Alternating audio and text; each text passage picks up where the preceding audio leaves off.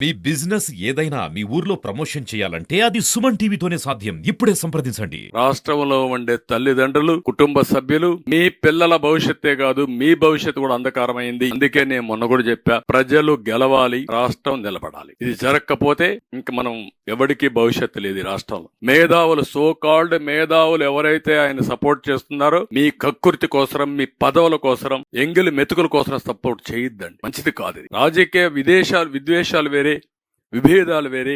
ఇలాంటి దుర్మార్గులను సపోర్ట్ చేస్తే పాముకు పాలు పోసి పెంచారు, పెంచిన తర్వాత కాటేస్తా ఉంది.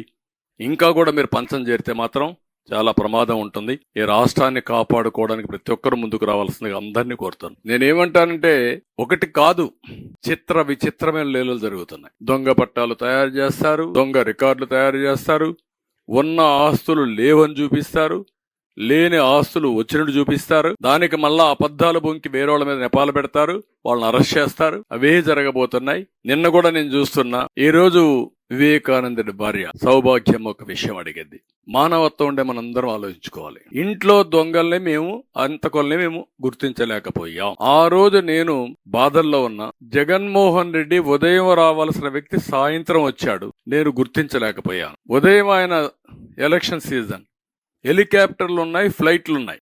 హెలికాప్టర్ ఎక్కితే నేరుగా కడపలో దిగచ్చు, గంటలో బాబాయ్ హత్య జరుగుంటే జన అనేది అక్కడ పోవచ్చు.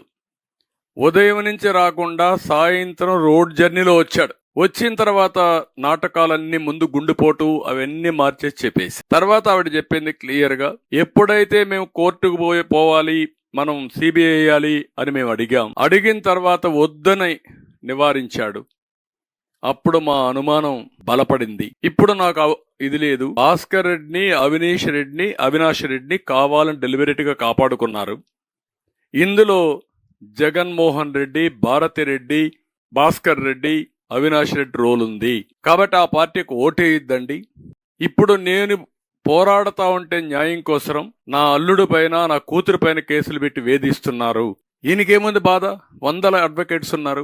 సిబిఐ మార్నింగ్ ఒక కేసు, సాయంత్రం ఒక కేసు, లాలూచీలు, ఉద్యోగాలు, డబ్బులు ఇవన్నీ ఇస్తాడు. ఆ ఫ్యామిలీ సొంత డబ్బులు పెట్టుకొని వ్యాజ్యం చేయాలి.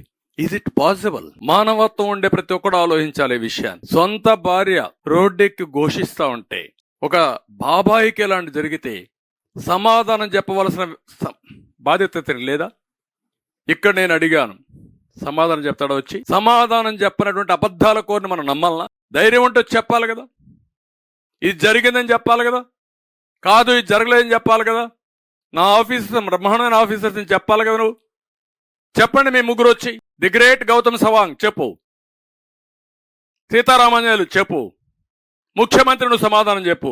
నువ్వు చెప్పలేకపోతే నేను మనిషి ఉన్నాడు కదా సజ్జల, నోటుకోచోటు వాగుతున్నాడు. లేకపోతే ధనంజయ రెడ్డి ఉన్నాడు, రమ్మనండి. Answer all these things. నీ అట్రాసిటీస్ ఇంకా జరగవు. ఆ విధంగా అడ్డుకుంటున్నామని మా మీద దాడులా, మా మీద నీచమైన ఆరోపణలు పెడతారా సోషల్ మీడియాలో? 5 రోజుల నుంచి వస్తున్నాయి. ఎవరైనా ఒక్కరొచ్చి మీరు చెప్పగలిగారా? నేను సమాధానం అడుగుతాను, నిలదీస్తున్నా. ఏదో మేము పొత్తులు పెట్టుకుంటే దానికేదో అంకలు, లేకుంటే మేమేదో ఎవరో బాధపడితే దానికి పెద్ద అంకలు. దీనికి సమాధానం చెప్పి ఎన్నికల ముందు. Otherwise you don't have any right to ask what. విషయాలు గుర్తుపెట్టుకోవాలి. ఇలాంటి వ్యక్తులు డెమోక్రసీలో పనికిరాని వ్యక్తులు. Not only democracy, even a సమాజంలో ఉండవలసిన వ్యక్తులు కాదు వీళ్ళు. వింత జంతువులు కూడా నేను. అది ఏమనాలి నాకైతే అర్థం కాదు. సుమన్ టీవీలో మీ పర్సనల్ అండ్ బిజినెస్ ప్రమోషన్స్ కోసం కింది నెంబర్కి కాంటాక్ట్ చేయండి.